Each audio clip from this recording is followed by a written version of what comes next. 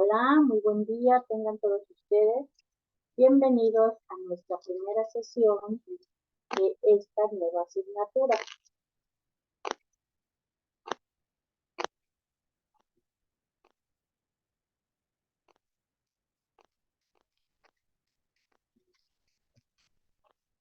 En esta ocasión vamos a trabajar con la asignatura de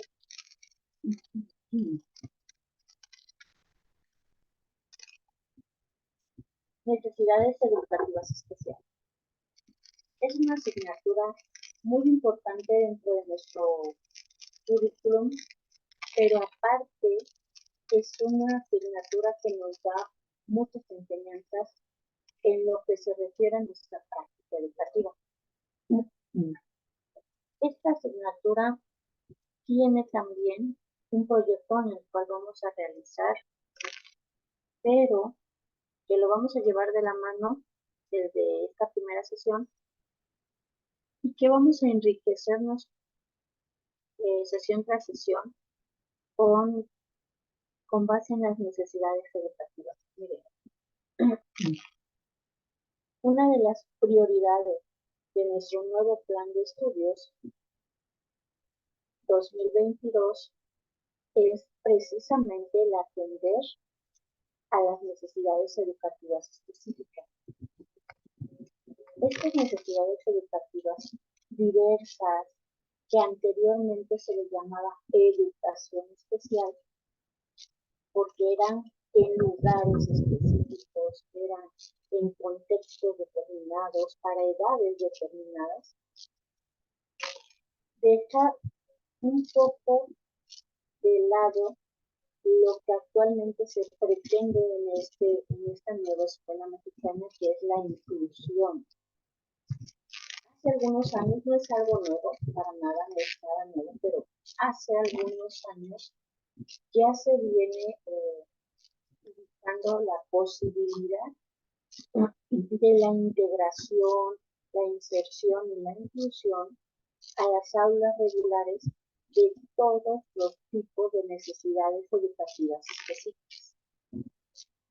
Fíjense que es algo bien importante, pero además muy, muy actual, pero que no es propuesto en este momento.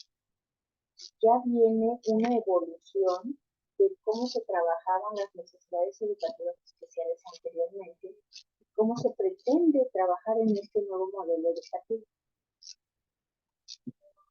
Necesidades educativas especiales, ya hemos acuñado mucho, ya hemos llamado mucho este concepto, sin embargo, algunos todavía están casados con el concepto de educación especial.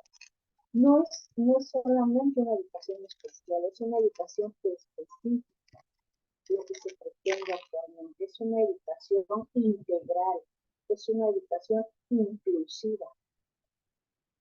¿Y por qué es parte de nuestro mapa curricular? ¿Por qué es parte de nuestra formación integral como educadores?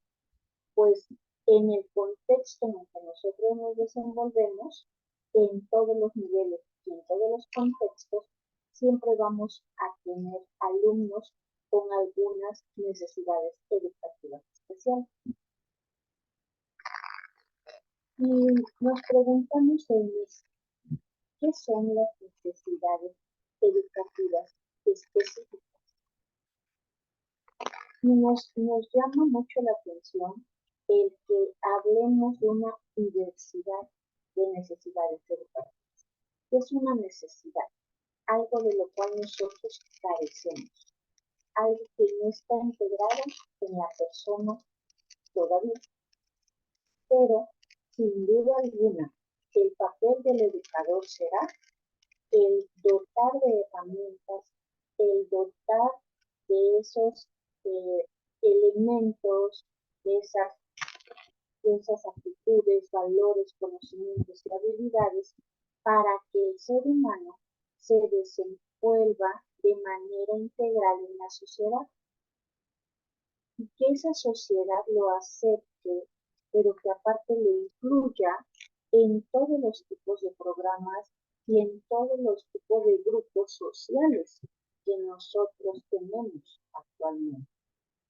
Que ya no haya ese mito y ese tabú que se tenía anteriormente con que es un niño especial, ojo, es un niño especial, requiere una educación aparte, requiere que se lleve a una escuela aparte, requiere que se le atienda en casa aparte, no, no está apto, fíjense, apto para desenvolverse con los demás niños de su edad. Y vamos a recordar que todos hemos o tenido alguna experiencia cercana o algún familiar o algún compañero o durante nuestra vida académica. Y vamos a recordar cómo eran tratados, se les incluía o no se les incluía, cómo eran los derechos de estas personas, llámese de cualquier edad, desde pequeños hasta adultos. Pero nosotros, teniendo una vida académica y teniendo una vida social, nosotros tenemos derechos. Todos nosotros lo marca la Constitución, que es nuestra máxima autoridad en nuestro país, y está marcado desde nuestro artículo 1, esa igualdad, y atiende a equidad también, no solamente igualdad, sino a equidad en las personas, tanto en educación como en todos los ámbitos integrales que forman al individuo. Y es ahí donde empezamos. ¿Es real que esta política educativa se está llevando? ¿Es real que esas modificaciones al artículo 3 de inclusión, porque incluyeron ese concepto, y ese concepto, el modificar un artículo en una constitución es un proceso muy largo, pero además, ¿qué implica ese concepto nuevo? ¿Qué se quitó de ese concepto que ya no está vigente, que actualmente no responde a las necesidades actuales? Entonces, ¿qué pretendemos entonces? ¿Qué se pretende con esta inclusión? Pues que esa diversidad de necesidades, en primer lugar, se atiendan con conocimiento, que esos alumnos se integren al aula regular. ¿Cuál es el aula regular? El aula regular es el aula que algunas personas le llaman normal, pero es una palabra mal empleada porque la palabra o el término normal es muy subjetivo. Y lo que para ustedes es normal, para otros no lo es. Entonces se le llama aula regular porque están todas las habilidades en conjunto al mismo nivel. Se espera. Sin embargo, lo que actualmente se pretende es que haya esa inclusión en las aulas regulares. Desde hace unos años hacia acá, ya no están enfatizando en la construcción de más escuelas de educación especial, porque la reforma y posteriormente el nuevo modelo educativo viene a aterrizar el punto de no tenemos que aislar a estos jóvenes, a estos niños, a estos adultos. Hay que integrarlos. No es que es de educación especial, todos los niños de educación especial a esa escuela. Al contrario, todos los niños de educación especial, integrarlos al aula regular para que entre todos logremos integrar a ese ciudadano, darle la educación personalizada, pero a la vez generalizada, pero con conocimiento de lo que nosotros vamos a trabajar en función de cada necesidad. Sin embargo, esa es una fortaleza. Sin embargo, hay limitaciones. Como lo vamos a ir más adelante viendo, que una de ellas y muy profunda es la actualización que nosotros como docentes debemos tener ante estas barreras de aprendizaje. Esas necesidades educativas específicas es eso, es que necesita un alumno algo carece de algo en el contexto de aprender, carece de un elemento, una herramienta para que él pueda aprender. Y entonces, esas necesidades educativas específicas, ojo, no tanto ya especiales, sino específicas porque las hay de muchos tipos. Hay clasificación. Y es aquí donde entonces decimos, cada uno de nuestros alumnos es un individuo, porque es individual. Y es un individuo que requiere una atención especial, porque si entonces vamos a decir que es educación especial, entonces todos necesitamos educación especial, porque yo tengo mis propias necesidades educativas. Es decir, mi estilo de aprendizaje es una necesidad educativa. Desde ahí nosotros ubicamos, no generalicemos solamente en que solamente son personas con alguna deficiencia, no, las hay de diversas formas, tenemos diversidades y al final de toda esta asignatura, de esta materia, van a ver que nosotros como docentes y que ustedes como alumnos, incluso si son ya están frente a grupo, van a ver que todos tenemos esas necesidades educativas específicas. ¿Qué es una capacidad y necesidad educativa específica? Entendamos primero capacidad. La capacidad es esa habilidad y esa aptitud para que nosotros podamos realizar algo de manera efectiva, como debe ser, y en el contexto adecuado. Es decir, mis aptitudes con P, no con C. Mis aptitudes son, y entonces son aquellas que me van a permitir enfrentar estos retos de la sociedad en los contextos en los cuales yo me incluyo. Eso por un lado, capacidades, pero por el otro tengo las necesidades. Todo aquello de lo que yo carezco precisamente para aprender, y esa carencia va a ser de algún tipo. Y todos tenemos necesidades diversas. Por eso somos diversificados, somos multiplurales, somos muchas necesidades en un contexto social. Si hablamos nosotros de cómo atender las necesidades educativas especiales, a veces lo primero que se les viene a la mente es personas con discapacidades. Y no solamente ellos tienen necesidades, cada uno de ustedes tiene necesidades educativas especiales. Maestra, es que me lo podría explicar con dibujitos, porque le entiendo mejor.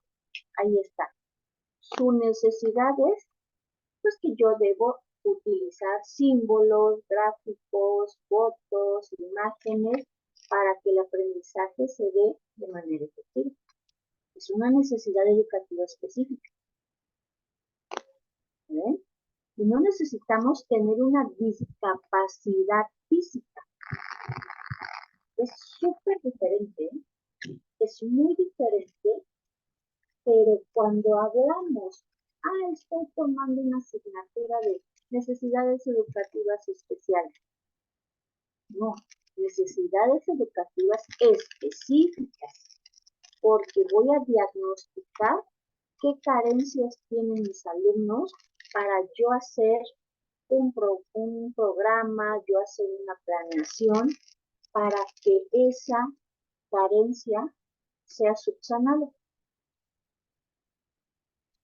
Entonces, vamos quedando claros. Capacidades tenemos todos. Necesidades educativas también. Desde el hecho que tú dices, maestra, mejor me lo podría anotar, me lo podría mandar en un audio, es que entiendo mejor, me lo podría explicar con otro ejemplo, o sea, vean, Maestra, es que pues yo tengo pues dislexia, yo tengo dislalia, yo estoy diagnosticado con discalculia, o sea, las faltas ortográficas también son una necesidad educativa. Ah, no, es que yo no tengo ninguna, solamente que pues tengo muchas faltas ortográficas. Eso es una necesidad educativa. No se atendió desde el inicio. Desde su proceso inicial de lectoescritura, nunca le atendieron la ortografía. Dejaron pasar por alto todas las situaciones ortográficas. ¿Qué pasa? Que no atendemos cuando el cerebro no está bastante educado a trabajar de una metodología o de una forma, pues le va a pasar por alto.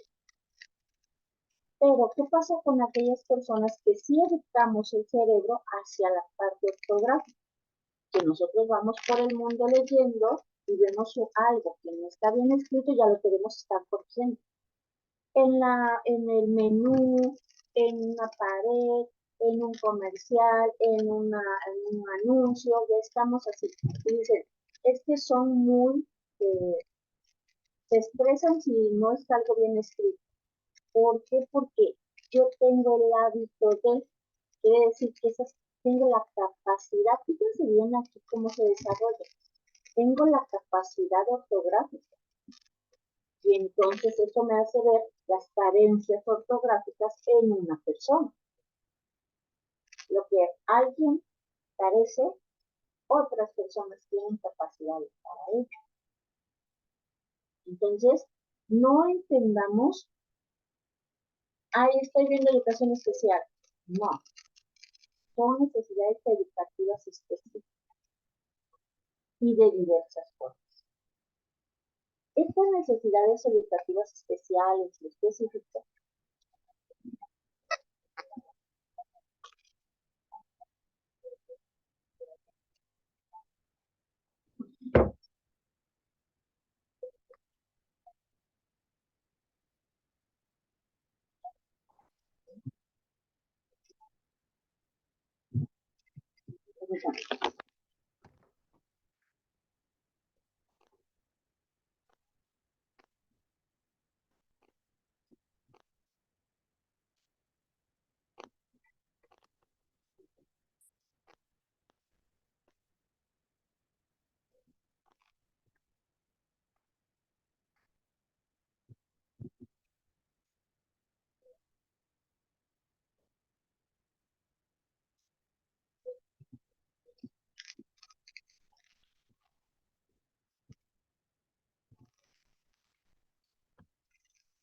entonces, hablábamos de qué son estas necesidades educativas especiales y específicas.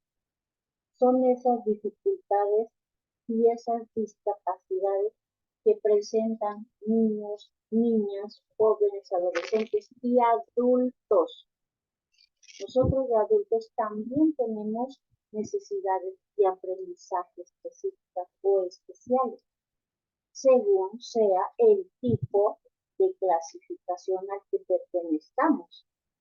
Porque no tenemos las mismas necesidades. Eso está muy claro.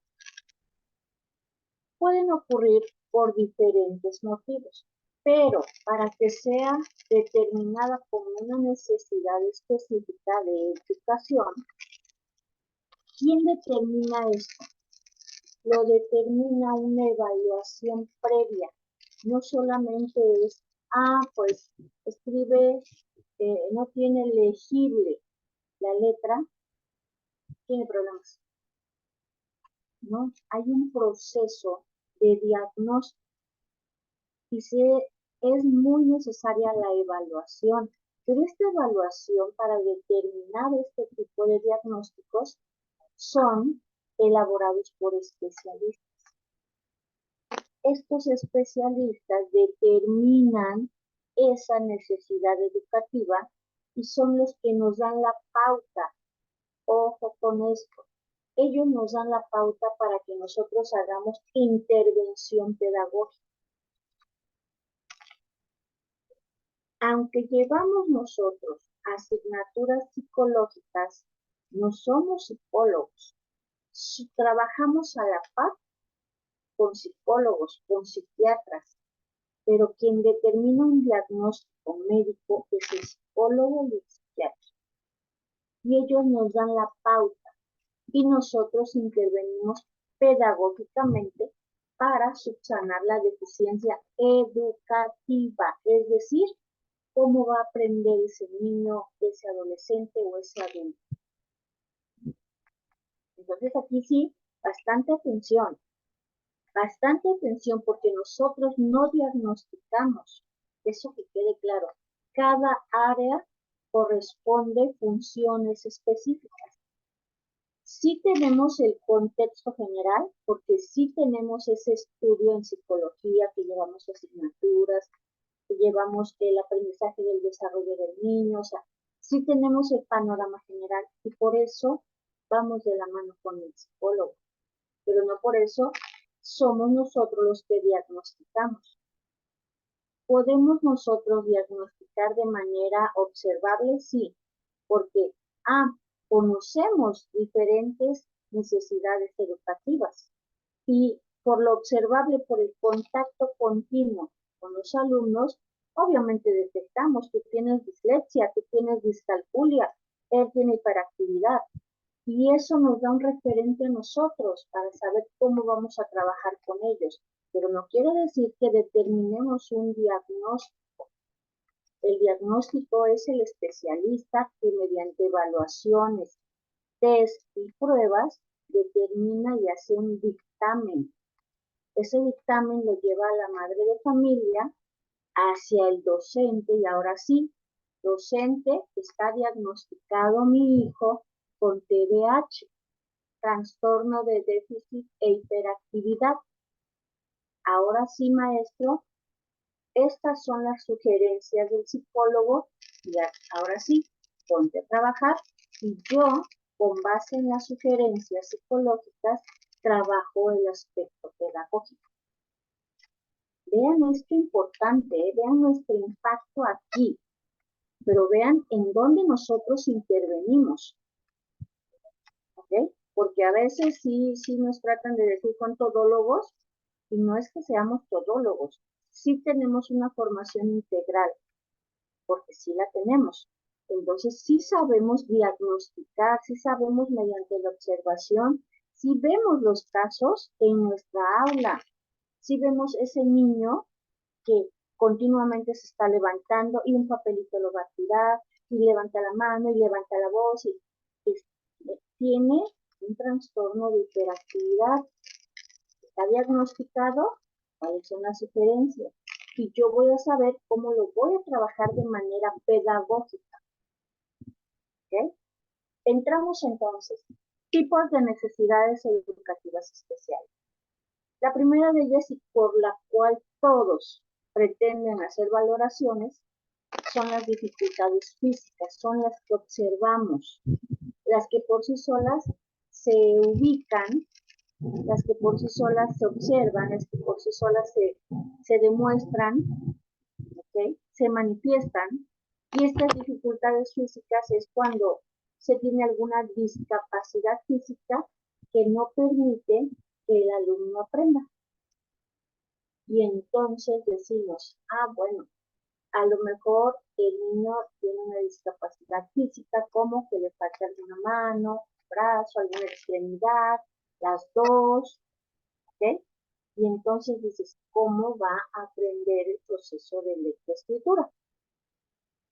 Ahí entonces, si tiene discapacidad física es observable, no tiene manitas, o no tiene una extremidad, o no tiene las dos, etc. ¿Qué es lo que hacen? Ustedes ven a personas con discapacidades físicas y desarrollan inmediatamente otra extremidad de su cuerpo. Y tenemos personas que escriben con los pies. Es decir, ¿cómo va a aprender? ¿Cómo va a comunicarse en su lenguaje escrito? Y entonces entran las estrategias, ¿ok? Y las discapacidades físicas entran en todo lo observable, pero en todo el aspecto físico. y entonces a lo mejor no tiene piernas y no puede aprender alguna actividad específica, pero puede desarrollar otras. Y es aquí donde, ok, como ser integral le faltan, tiene discapacidad física. Una discapacidad física es la audición, y se llaman débiles visuales, perdón, débiles auditivos, y los de la vista, débiles visuales. ¿Okay?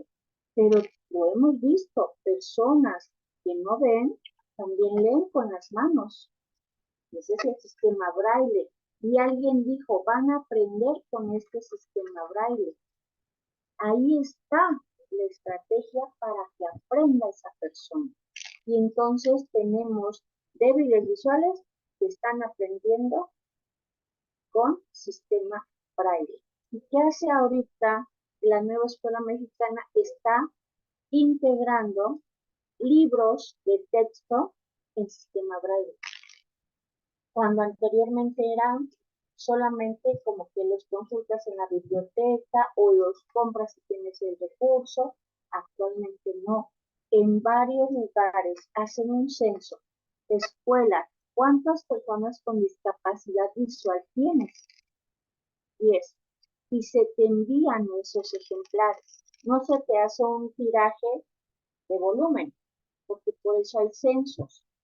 Pero lo que están haciendo es que está llegando ese recurso a las escuelas. Están tratando de satisfacer esas necesidades educativas. Entonces, sí es bien importante hacer ese análisis también. Trastornos del aprendizaje es otro tipo de esta necesidad. Y esto es cuando el alumno, y tenemos muchos alumnos actualmente, que a raíz de la pandemia ya vienen con otro tipo de método para estudiar, en el cual ellos fueron 100% tecnología. Y entonces las clases virtuales y entonces las tareas por vía WhatsApp, vía mensaje de teléfono, videollamada en teléfono, o sea, ya durante esa etapa ellos se enfrentaron mucho a la tecnología. Y actualmente, ¿qué quieren ellos? Ellos cambiaron hábitos de sueño, hábitos de estudio, delegaron actividades de casa. Su forma de vida cambió tanto que actualmente están en muchos trastornos de aprendizaje. Si no es mediante una tableta, ellos piensan que no están aprendiendo. Ellos quieren algo visual, ellos quieren una luz con imagen. ¿Por qué? Porque así fue esos 2 años, casi 3, ¿no? Y entonces se hace una necesidad. Y entonces estamos perdiendo, aquí es donde entra lo importante, cómo adquieres un hábito de tecnología y estás perdiendo capacidades de leer un libro, de escribir en libreta, y perdimos unas capacidades por adquirir. Y entonces se encuentran con que se me hace difícil, no le entiendo, ya no están razonando porque actualmente la inteligencia artificial,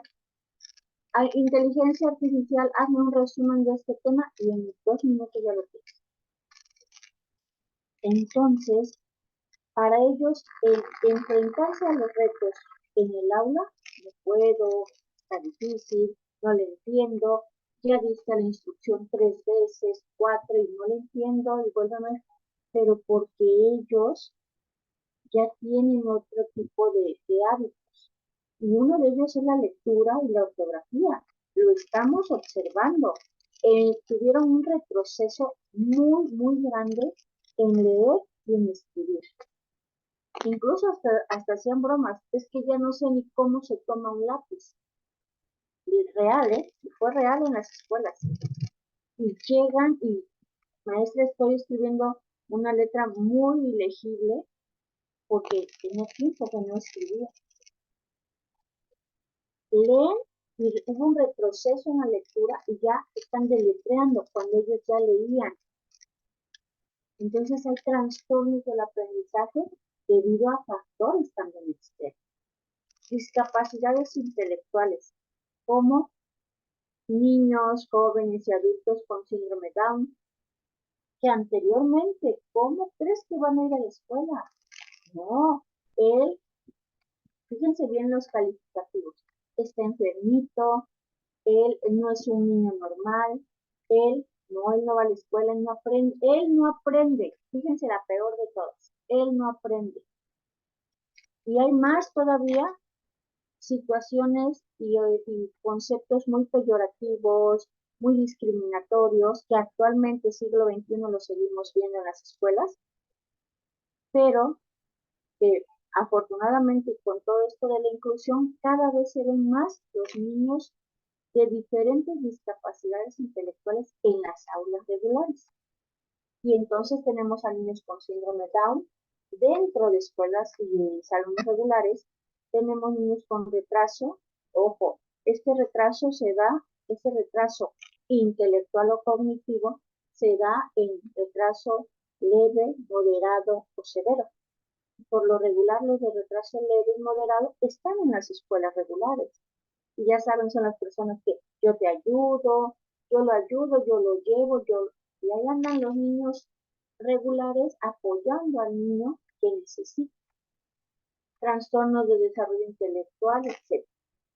Incluso en las escuelas ya tenemos, por ejemplo, niños que si tienen alguna discapacidad física y necesitan silla de ruedas, la infraestructura se tiene que adecuar. Y entonces yo voy a venir a esta escuela porque yo vivo cerca. Pero es que no, aquí no tenemos rampas. Pues yo no sé cómo le vamos a hacer, pero a mí me corresponde por zona esta escuela. La escuela se debe comprometer a hacerle las vías de acceso a ese ambiente. Y lo hemos comprobado, ¿eh? Lo hemos comprobado. Ese niño por lo regular va en las partes de planta baja, y la escuela es de pisos, en la planta baja y siempre con acceso a las áreas comunes, o sea, que tenga todas las áreas para ese tipo de necesidad. ¿Por qué? Porque es obligación de la escuela brindar este servicio. No podemos decir, es que aquí no hay rampas, es que aquí no hay baño para personas discapacitadas. No, es una necesidad. Y entonces se emite un escrito a Jalapa y el Departamento de Espacios Educativos, conforme a la sociedad de padres, en conjunto hacen esta obra, porque es derecho de la niñez. Y entonces se deben hacer las adecuaciones, se les llama. Otro tipo de estas necesidades son las dificultades emocionales. A veces un niño tú lo ves en el aula y dices, está mal empleado, está mal empleado y todavía lo seguimos empleando. Y pues es que se ve un niño normal. No hay niños normales, todos somos niños regulares, todos son niños regulares. Y no por ay, que regular aprende, no. Así se le llama porque no hay niños ni buenos, ni malos, ni nada. Son de aula regular porque se supone que todos están en el mismo nivel, ¿sí? En la misma edad, a lo mejor no en el mismo nivel de aprendizaje, pero sí en el mismo contexto, edad y curso. Pero estas dificultades emocionales también vienen mucho a desatarse de esto también la pandemia. Siempre han existido, pero en la pandemia se agudizaron mucho esos problemas emocionales y entonces ya los niños vienen mucho con ansiedad, depresión. O sea, tenemos niños, adultos y adolescentes, mujeres y hombres. Y se nos vienen ahorita ese tipo de situaciones emocionales o que no saben expresar sus emociones, no las validan, no las saben demostrar ni expresar, son niños muy introvertidos o todo lo contrario, son demasiado expresivos, pero no tienden a controlar la ira, la agresividad, son demasiado impulsivos, son muy desafiantes a la autoridad. lo estamos viviendo en la actualidad. Estamos viviendo mucho las adicciones, estamos viviendo mucho las dificultades emocionales y todo esto viene de que no han enseñado a los niños a manejar sus emociones, que es válido llorar, que es válido expresarse, que no hay que tener miedo de expresar una opinión, porque todo esto, si no se expresa, de ahí surge la negatividad de la emoción, y entonces la ira, la frustración, la vergüenza, el miedo, se hace presa de los alumnos y entonces vienen problemas mayores con las emociones, como la violencia, la agresividad, y ya tenemos alumnos poco tolerantes, tenemos alumnos que están con cero tolerancia a la frustración, tenemos alumnos muy reactivos, muy desafiantes de la autoridad, porque no han sabido manejar sus emociones. Entonces, de estos niños, cuando ustedes lleguen a un aula y digan, sí, mire, aquel niño, en la plática va a salir, aquel niño siempre está peleando por su comportamiento. Pega, agrede, hace bullying, entonces no sigue las reglas, si se le dice, aquí no se permite esto, él sí lo permite, él sí se lo permite. Entonces, de este tipo también tenemos muchos, ¿eh? ¿Cómo vamos a hacer para que ese niño, con ese falta de control de emociones, aprenda? Porque está, pero lógicamente, no necesitamos ser especialistas y decir que un niño que no maneja sus emociones no está preparado para aprender. Necesitamos primero trabajar sus emociones para que esté en unas óptimas condiciones y pueda aprender. Entonces nos vamos a encontrar niños, él tiene problemas emocionales, ella, tenemos una niña que de verdad tiene este problema y por todo llora, por todo llora. Pero no le he dicho nada y llora, pero te pide permiso para algo y llora. O sea, no ha manejado esa parte de la emoción. Y sobrepiensa, fíjense bien, es una niña, y sobrepiensa como adulto, es que no me vas a dejar, es que no me vas a dar permiso, es que te vas a enojar, y llora, y ya, o sea, ella solita ya hizo esa situación en su cabeza y ella solita la sufre y tiene ataques de ansiedad, y tiene ataques de depresión, y tiene ataques de, de llanto, ¿no? Y entonces ella no tiene control de emociones, la estamos tratando, pero bastante, ya va el psicólogo, ya nos dieron el diagnóstico y demás, pero nosotros nos enfocamos en la parte educativa. ¿Cómo voy a hacer que esa niña aprenda mi materia?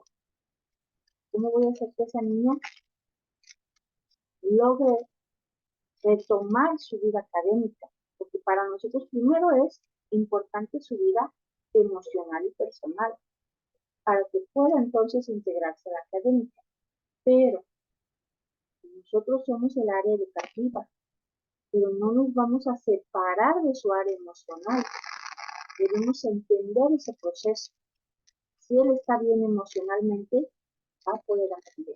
Son las óptimas condiciones. De discapacidad motriz. Como su nombre lo dice, presenta limitaciones de movilidad, o sea, de comunicarse o de movilizar. ¿Qué quiere decir esto? La movilidad, como les he dicho, la movilidad fina, la motriz fina, es de manos, y la motriz gruesa es de todo el cuerpo, ¿no? El movimiento, el baile, ¿no? Y una persona que tiene discapacidad motriz puede ser una persona en silla de ruedas, que no tiene manitas, etc., ¿no? ¿Va a tener problemas para aprender? Sí, y debemos de ubicar las mejores estrategias para que ellos aprendan. Y lo estamos haciendo, ¿eh? Tenemos niños con sillas de ruedas en las escuelas. Y no es, ya no es una barrera, ay, es que no va a la escuela porque pobrecito no camina, ¿no? Piensa aquí, tiene manitas, sí, piensa bastante bien, sí, ¿verdad? Entonces está apto para el proceso de enseñanza-aprendizaje. Obviamente, a su necesidad específica. Educación física, pues hay niños en silla de ruedas que sí siguen jugando voleibol, básquetbol en silla de ruedas.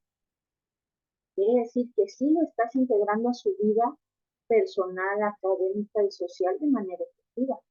Ese es el objetivo, que nosotros con todas las estrategias que manejamos, con todos los parámetros educativos, integremos, sea inclusivo todo el proceso de enseñanza-aprendizaje.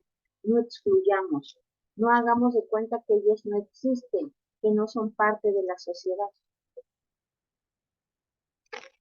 Por otro lado, las dificultades sociales, también que este es un elemento bastante importante actualmente en cuanto a que no comprenden, son difíciles de expresar, eh, no se saben relacionar, no se quieren relacionar. Yo en ocasiones, en equipo, no, yo lo voy a hacer individual. En pareja, no, no me gusta trabajar con nadie. Lo puedo hacer individual. Sí lo pueden hacer, nadie está dudando de sus capacidades. Sin embargo, hay niños introvertidos que no quieren relacionarse. Tenemos un alumno que no le gusta que lo toquen, pero en nada, ni en educación física, ni en el acto cívico, en nada. Tiene un problema con esto.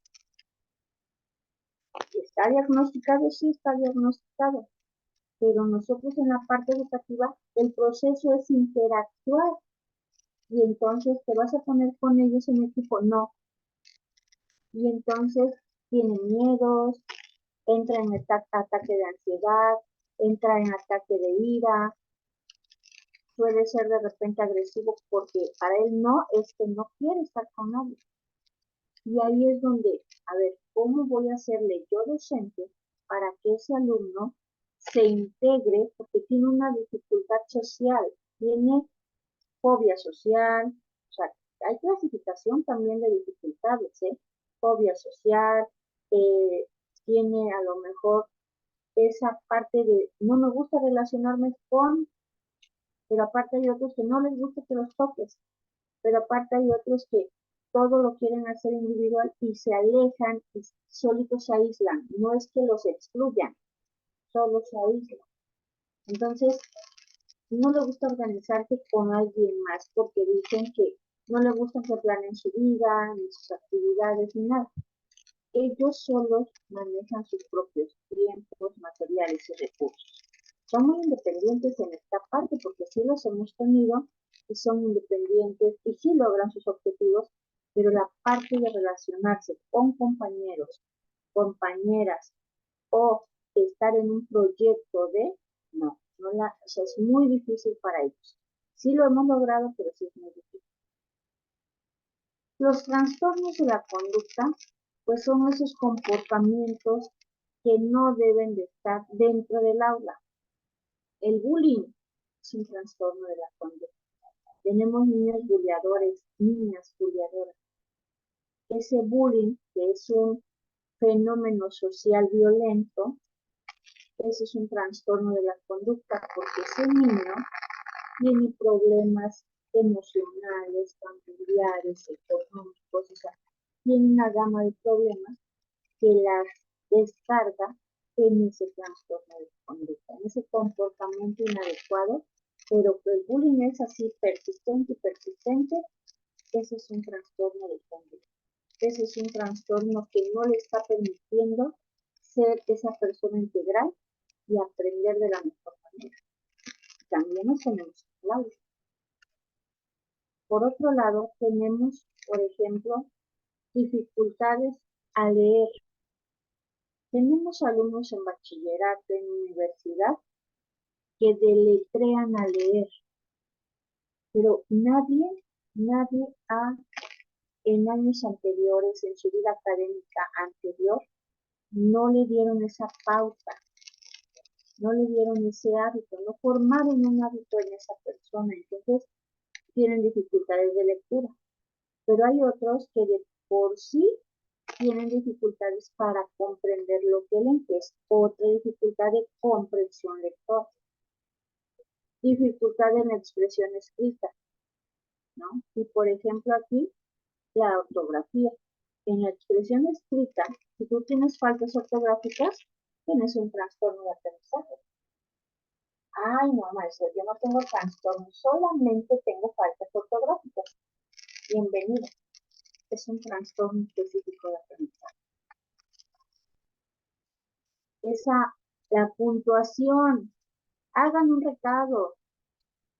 Cuando estás diciendo algo de admiración, algo fuerte, los signos de admiración, estás preguntando los signos de interrogación, el punto de la parte, el que escribe con mayúscula al inicio del texto, o sea, toda esa organización de un texto, ¿no la tienes? Pues tú tienes dificultades con la expresión escrita. La dificultad matemática que se le llama de cálculo mental es la memorización de números, memorización de fórmulas, cálculos, todo ese razonamiento matemático, incluyendo el cálculo mental. ¿Okay? Que actualmente Mejoredu nos envía una evaluación de cálculo mental y entonces tenemos que estar ubicando al alumno y esta cuenta, pero que la haga de manera mental. Y entonces no me debo utilizar ningún utensilio para responder. Solamente yo le leo y solamente le escucha y ya lo que él procesó de la habilidad matemática, si la tiene, me lo va a dar como respuesta correcta. Y si no la tiene, no tiene entonces la habilidad matemática o la competencia matemática o el cálculo mental. Entonces también, y esto, fíjense bien, solamente este proceso de lectoescritura y lógica mental, matemática, son dos problemas bien graves que ahí están presentes en nuestra aula. Van en tercero de secundaria y no saben leer, no tienen esa fluidez, pero aparte las palabras las cambian. Pongo a leer a alguien y ya la B me la cambié por la P. Pues entonces tienes dislexia. Las letras espejo, B con P, M con N, B, D, P, C, Z, Z, C, S, Z. Entonces, estas son algunas que nosotros detectamos y, ay, Dios mío, tienes falta de cálculo mental. Tú tienes dificultad lectoescritora, tienes dificultad, no, lee muy bien, pero escribe fatal. Entonces, tiene dificultades en la expresión escrita. Fíjense que no necesariamente es así, punto. Tenemos capacidades para una o para otra o para todas. Y esto lo van a ver muy frecuente y en todas las aulas de preescolar, primaria y demás, porque tenemos estas deficiencias. Y si no las vamos atendiendo, el alumno va acreditando un nivel, acreditando otro nivel, pero nunca tuvo comprensión lectora, que es la primera dificultad, pero tampoco tuvo expresión escrita, y mucho menos una comprensión. Entonces, velocidad de qué tanto sé leer, y esto es prueba Mejoredu, expresión escrita es prueba Mejoredu, y dificultad matemática es prueba Mejoredu. Quiere decir que esa institución nos está evaluando a nivel nacional qué resultados tenemos con nuestros alumnos de primaria y secundaria. ¿Okay? Bueno, ¿qué hacen con los resultados? Pues nos ponen en una estadística bastante vergonzosa y decimos que somos de los últimos lugares en comprensión lectora, somos de los últimos lugares en expresión escrita. Entonces, ¿dónde están nuestras estrategias para que ellos escriban bien, para que no tengan faltas ortográficas? Eso se tuvo que estar manejando desde que empezaron su inicio de lectoescritura en primaria. Pero si somos bastante buenos no le enseñaron nada en preescolar, pasa a la primaria, pasa a la secundaria, los de primaria, los de secundaria, no le enseñaron nada en la primaria, pasa al bachillerato, los de bachillerato, no le enseñaron nada en la secundaria, y así, ¿no? En lugar de estar trabajando en esas necesidades educativas. Es por eso que surgen propuestas como dictados, libritos de dictados, ejercicios, hay guías de ortografía, guías de lectura, guías de comprensión lectora, donde te cuentan una historia y abajito las preguntas. Y entonces estás educando una comprensión lectora, educando a una expresión escrita, educando a un cálculo matemático. Entonces vemos ahí todos los métodos matemáticos que actualmente prevalecen y que empiezan a contar con los dedos y que empiezan a multiplicar con dedos y que te hacen la multiplicación de otra forma. Y entonces están cada vez más modelos pedagógicos para atender estas necesidades. También tenemos trastornos generalizados del desarrollo. Fíjense bien que esto no es nuevo, pero actualmente se está dando mucho énfasis y mucho enfoque en este tipo de elementos porque a estos niños ya los tenemos en el aula y les va a corresponder a ustedes también. A estos niños ya están en el aula y estos trastornos generalizados del desarrollo, ahí entran los niños autistas. Vean, la imagen es de un niño autista en segundo grado, puede ser porque en primer grado no te molesta tanto, pero sí es que conforme vas ubicando, el autismo tiene 3 etapas, el leve, moderado y el más complicado, el complejo, pero según el nivel de maduración, también ubicas funcional o no funcional. Y entonces dicen, no, mi hijo es un niño autista funcional. ¿Por qué? Porque está en terapia, porque en la escuela le están dando el tratamiento pedagógico adecuado.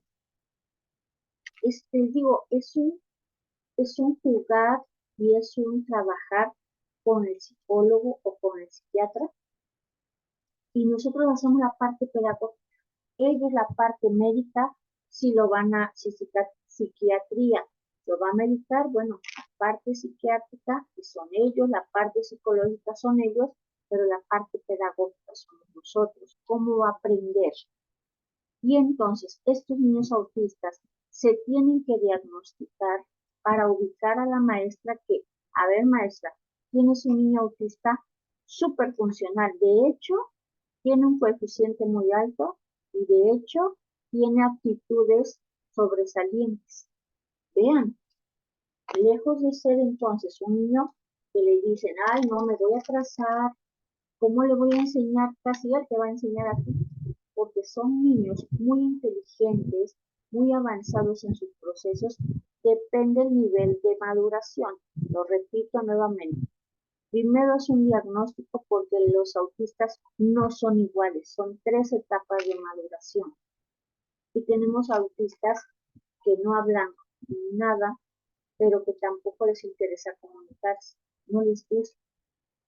Pero también tenemos aquellos autistas funcionales, muy inteligentes, muy propuestos, proactivos, positivos, que les gusta aprender. Pero también tenemos aquellos sobresalientes. En función de diagnosticar en qué etapa están, ellos adquieren habilidades de comunicación, cognitivas, sociales, y entonces tú tienes un niño autista funcional, porque se integra a la sociedad, solo tiene ciertas peculiaridades, como de les molesta el ruido, no grites, no jales bancas, no hagas ruidos así muy grandes, porque sus sistema nervioso tiende a desesperarse un poco. Entonces, tenemos niños autistas que si están en un salón en mucho escándalo, ellos gritan y se salen.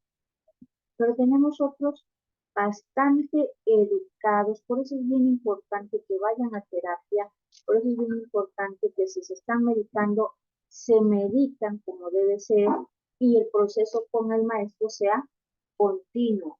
Y esos alumnos, miren, están dentro de las aulas regulares porque hay inclusión y forman parte de ese grupo. No es que, ay, es que el rarito, como le decían a uno de los niños, ¿no?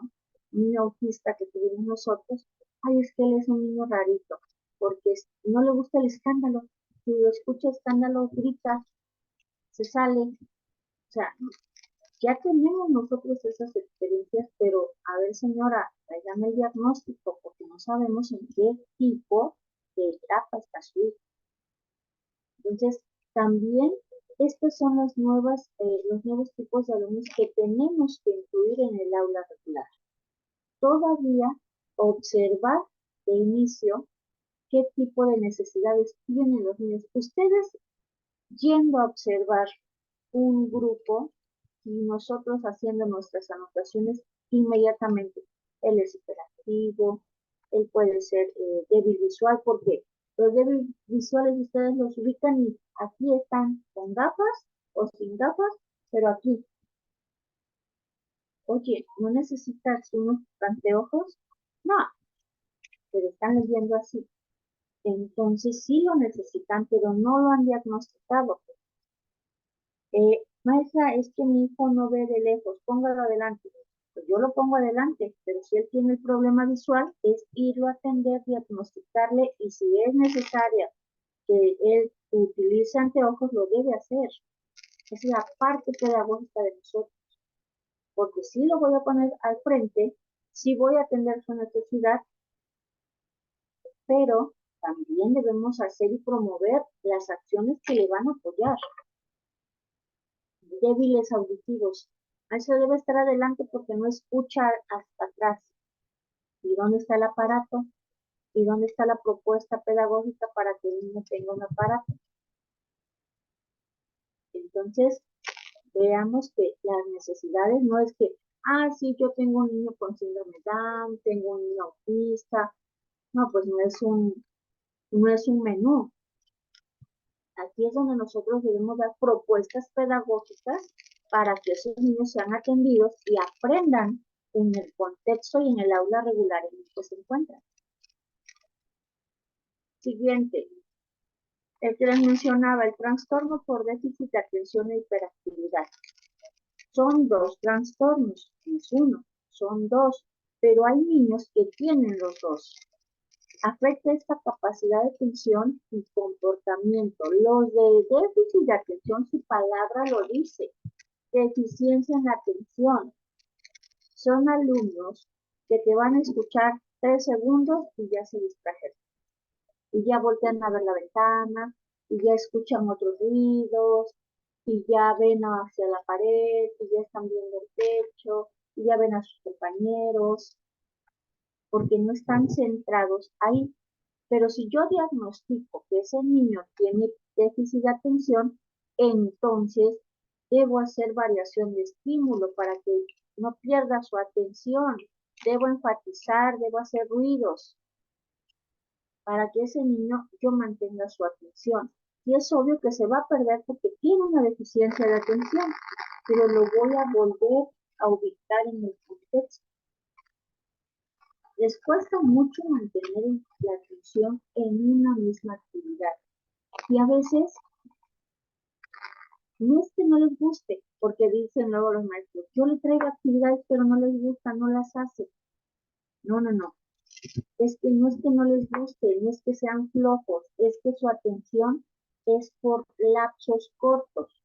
Y entonces su atención la centro aquí, pues ya pinté la carita, pero ya me chocó. Sí, ya, mi atención se fue hacia otro lado, no es que no la quiera yo terminar. Yo, docente, tengo que volver a ubicarlo en la atención y concluir la tarea. Que él permanezca y concluya una tarea.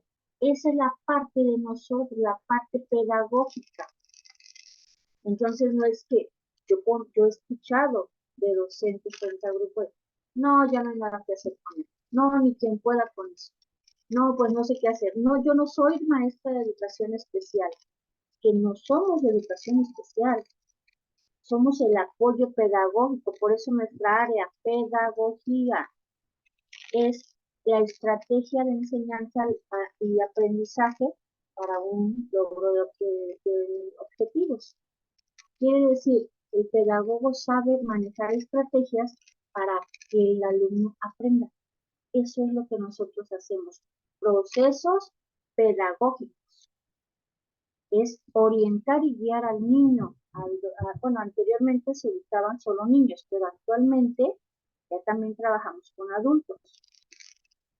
Y entonces estos niños se distraen, estos adultos se distraen.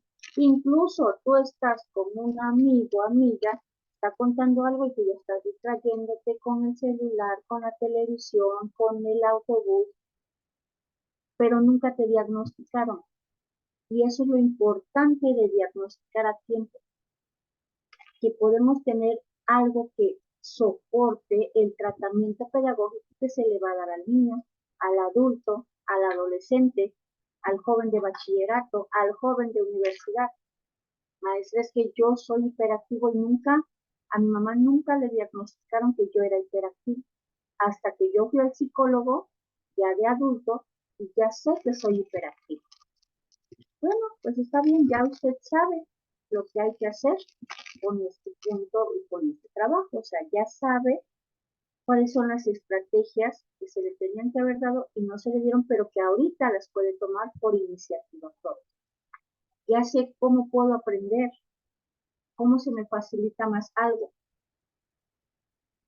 Y se les dificulta relacionarse con personas. Por lo mismo de que no enfocan su atención, no es que no te hagan caso, es que su atención se centra 3 segundos, me voy hacia otra variación de estímulo, hacia otro estímulo que está llamando mi atención, y aquí, bueno, repito aquí, pero vuelvo a empezar el proceso.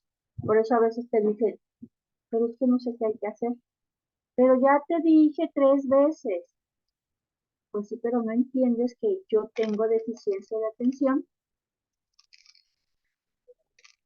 y quien tiene todavía la deficiencia de atención con una hiperactividad, sí es ese niño, por ejemplo, en el preescolar, que sí anda en las áreas comunes, sí anda en los juegos, sí anda en la cancha, sí, o sea, porque aparte de que le llama la atención otros procesos, todavía él se tiene que estar moviendo. Ellos son de estar haciendo, son muy kinésicos, son de ponte a recoger piedritas, tráeme hojitas, cuéntame cuántas son. O sea, lo tienes que poner a hacer algo con un objetivo específico. Y en el juego, el niño va a ir aprendiendo. Lo vas a poner a clasificar hojas, bueno, aquí las chiquitas, aquí las medianas, aquí las grandes, y ya tienes un objetivo. Y el niño, entre su déficit de atención y hiperactividad, está realizando la tarea. La consigna debe ser bien clara para que el niño la pueda realizar. Tenemos otro tipo de necesidad educativa, el trastorno obsesivo compulsivo. Y estos son lo que les llaman los TOC, ¿no? TOC, trastorno obsesivo compulsivo. Y los tenemos también, tienen su clasificación. Y te va a decir la maestra, ese niño tiene un trastorno obsesivo compulsivo. Él trae gel, trae alcohol, se lava las manos a cada rato, pero hasta su piel se la está maltratando de que tiene esa obsesión por lavarse las manos. Todo a raíz de la pandemia porque vino esa fobia a enfermarse. Y ojo, todo en exceso pues nos lleva a esto, a un trastorno obsesivo. Pero también tenemos tanto alumnos como conocidos, como amigos, hermanos, familiares que tienen trastorno obsesivo compulsivo por el orden, y todo debe estar en orden, y todo debe estar del chiquito al grande, y todo debe estar por colores, y todo debe estar por tamaños, y todo debe estar en cajas, pero deben de estar cerradas. y las medicinas aquí por fechas. O sea, vean que esto llega a ser un trastorno compulsivo. Una cosa es el orden y otra cosa es el trastorno ya obsesivo compulsivo. Y esto es cuando ya tu vida no la puedes hacer de manera normal. Ya no puedes aprender de manera regular, ya estás teniendo atención en otras situaciones que no te permiten hacer una vida normal, no te permiten aprender de manera regular. Entonces, también tenemos alumnos así. El trastorno de control de impulsos es otro de los que yo mencionaba que se refiere mucho a la inteligencia emocional, pero aplicado a niños y adolescentes, por ejemplo, sí les repercute mucho en la conducta, porque no tienen control de impulsos, no tienen ese manejo de las emociones, no educaron las emociones desde el inicio y entonces eh, todo va a desembocar en conductas negativas, desafiantes, agresivas y entonces también tenemos ese niño que le pega a todo mundo, tenemos ese niño que escupe, tenemos ese niño que les dice groserías, los toca, los empuja, porque no tiene un control de impulso, porque no fue educado en las emociones y todo, no sabe cómo expresarse de manera positiva y entonces, aunque sea de manera negativa, pero me voy a expresar. Aunque sea pegando, pero me van a escuchar. Me voy a tener su atención, aunque sea de manera negativa. Son estos alumnos que desafían mucho las reglas, las normas, son muy desafiantes a la autoridad. Como dicen ellos, no le tengo miedo a la autoridad, no me va a pasar nada. Pero sí son muy desafiantes, agresivos, iracundos. Eh, el impulso de contestar, ¿no? Cuando decimos a veces, bueno, usted habla mucho, es porque quiere estar ahí alegando y contestando y demás, pero no tiene la razón, pero así la quieren. Otro que también tenemos muy usual en las aulas regulares es el trastorno del lenguaje y de comunicación. Tenemos alumnos que a la edad en la que deben de tener un lenguaje desarrollado, este lenguaje viene en retroceso o por situaciones de salud, por situaciones genéticas, por situaciones médicas, por situaciones de contexto o por situaciones postraumáticas, el lenguaje se ha situado en retroceso. En lugar de que, por ejemplo, si tiene 7 años, ya debe tener un lenguaje fluido y no lo tiene. Todavía dice unas palabras por otras, no se le entienden algunas palabras, a veces hablan muy rápido o a veces hablan muy despacio y bajito. Entonces, significa que si tenemos dificultad para hablar, a veces decimos, como hablas, escribes. Y es verdad, porque si yo hablo mal, escribo la palabra mal. No tengo ni la correcta ortografía, ni la fluidez, ni nada. Entonces, sí es muy importante el desarrollo del lenguaje para que posteriormente se dé el proceso de lectoescritura. Primero es el lenguaje, que sea fluido, que sea claro, conciso, concreto y correcto. Entonces, es ahí cuando la dificultad del lenguaje no permite que haya un aprendizaje óptimo, ¿no? Y a veces los niños que tienen dificultades de lenguaje son muy retraídos, no les gusta participar porque se burlan de mi voz, se burlan de mis palabras, se burlan de que no puedo pronunciar la R, se burlan de que no puedo pronunciar la P y así. O sea, son trastornos diversos. O sea, dentro del lenguaje todavía hay más clasificación de algún tipo de necesidad. Y todo esto hace que no me desarrolle bien ni emocionalmente ni socialmente y todo viene a desembocar en la parte pedagógica, en la parte educativa. No estoy aprendiendo. ¿Por qué? Porque mi lenguaje no me lo permite. Y no es porque yo no quiera hablar bien. Ya les mencioné todos los factores que vienen a repercutir en este trastorno del lenguaje, ¿no? Por otra parte, las discapacidades sensoriales, como su nombre lo dice, hacen alusión a los sentidos que tenemos como personas y que nos ayudan a aprender. Por medio de los sentidos, entre más involucrados estén los sentidos, ahí es donde hay más aprendizaje y más significativo. Y entonces, si hay discapacidad de la vista, de la parte auditiva, o sea, de alguna de tus extremidades, o sea, sí es una limitación. Ojo con esto, se le llama limitación o barrera de aprendizaje. Antes le llamaban barreras de aprendizaje, ¿no? Pero esas barreras de aprendizaje sí se pueden, sí se pueden trabajar de manera pedagógica y si es lo que pretendemos.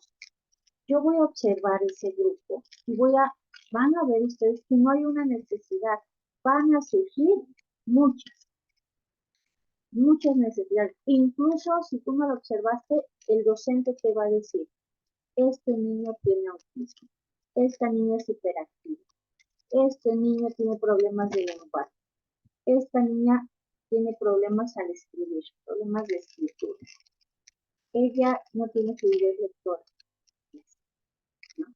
Entonces, si tú te entrevistas, que va a ser la parte también importante, que te entrevistes con la maestra en una plática, pero esa plática es tan productiva que la maestra me dice a mí las barreras de aprendizaje que hay actualmente en su grupo y las que yo voy a identificar. Y estoy viendo a un niño con lentes, esa es una barrera de aprendizaje. Ese niño, en donde esté, pero estoy viendo a un niño que tiene un aparato auditivo y está en el aula regular. Entonces, ¿cómo aprende el niño? Ah, pues trato de gritar, trato de levantar la voz, porque él necesita ese apoyo auditivo. O sea, también preguntemos con la maestra, ¿cuáles son las barreras de aprendizaje que usted tiene aquí? ¿Cómo las logra sacar adelante? ¿Cómo trabaja con este niño? ¿Qué hace este niño? ¿Por qué hace ese tipo de conducta? Y entonces es bien enriquecedor hablar con los docentes frente a grupo porque su experiencia vale mucho y ya conocen esos conceptos precisamente por la experiencia ya van conociendo e identificamos, fíjense bien, pero obviamente el maestro no es el experto, el especialista en diagnosticar, es un psicólogo, un médico, según sea el tipo de discapacidad, puede ser biológica, entonces es el médico, el psiquiatra, el psicólogo, el pedagogo, el padre y el alumno. Es un conjunto para nosotros eliminar esas barreras de aprendizaje. Entonces, ¿qué vamos a hacer? Entendamos las necesidades educativas específicas eh, relativas a la educación, relativas a cómo se aprende. Voy a ir a una institución y voy a solicitar un permiso para realizar una observación. Mi observación, yo solamente la voy a centrar en los alumnos. Puedes y debemos observar al docente porque es el guía y conductor del proceso, pero no me interesa en sí si está dando bien o mal su clase. De verdad no estamos ahí para eso. Estamos para verificar qué barreras de aprendizaje hay en ese grupo. Y entonces tú podrás, con la observación, determinar algunos. Pero el docente también, en una entrevista informal, platicando con la educadora, ella menciona que las barreras a las cuales se enfrenta son, ¿no? Y que tiene experiencia en el trabajo en conjunto con la trabajadora social, con la mamá del niño, con la psicóloga que lo trabaja, y entonces, ¿cómo trabaja? A ver, maestra, cuando tiene este tipo de situaciones, ¿cómo trabaja? ¿Qué hace? Si un niño es de aprendizaje retardado, ¿ve? Que ahí es también dificultad cognitiva, que antes le decían, ay, eres un retrasado mental. No, el que tengamos ritmos de aprendizaje diferentes, esto es que estamos en normal, en avanzado. Ya saben que hay unos niños que tú pones una actividad y ya la terminan, pero si bien y demás, y hasta te dan más ejemplos. Son los avanzados, los regulares o medios y los iniciales, como que te dan poquito a poquito y como que vuelven a explicar, pero no me queda, me vuelvo a explicar.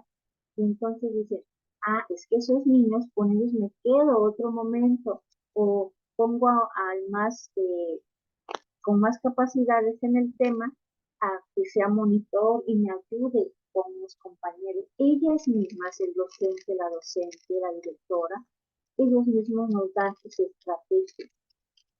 Y utilizamos muchos monitores, precisamente para que nosotros nos enfoquemos específicamente a los niños que necesitan más del apoyo. Para esto, vamos a ver en la siguiente clase también cómo trabajan los CUSAER, los centros de atención múltiple, porque también tenemos cabida en esas áreas, Trabajan muy bonito, son de plaza, de gobierno también, y son de necesidades educativas específicas. Muy importante. Trabajan ahorita ya de todas las necesidades. Pero es muy, muy importante que aprendamos también a trabajar con ellos y como ellos. ¿No? Aparte de que seamos pedagogos, no olvidemos nuestro proceso de enseñanza-aprendizaje y eso nos va a quedar de actividad. Vamos a ubicar nuestro material, hagamos una observación, si no la vas a hacer ahorita no sé, pero al final del proyecto es donde me vas a llevar todas las evidencias hasta el portafolio final, ¿no? Entonces, observar, determinar las barreras de aprendizaje y entrevistarte con el docente. Si quieres de manera informal o si llevas un guión con tus preguntas que le vas a hacer, eso es excelente porque los maestros nos contestan rápido y van enfocadas sus preguntas hacia donde tú quieres la información. Mientras que cuando es una plática puede ser solamente lo que él nos brinda y a veces nos brinda poca información. Entonces, hasta aquí quedamos con la sesión del día de hoy. Espero que trabajemos muy bien este proyecto porque es un área muy bonita, muy completa. Todavía esta área nos va a enriquecer más como pedagogos. Vamos a conocer más de cómo se trabaja en el sistema educativo, en los CUSAER, en los centros de atención múltiple. Vamos a trabajar en la siguiente clase. Y esas instancias son las que nos ayudan a que haya inclusión y que se integren al aula de vida.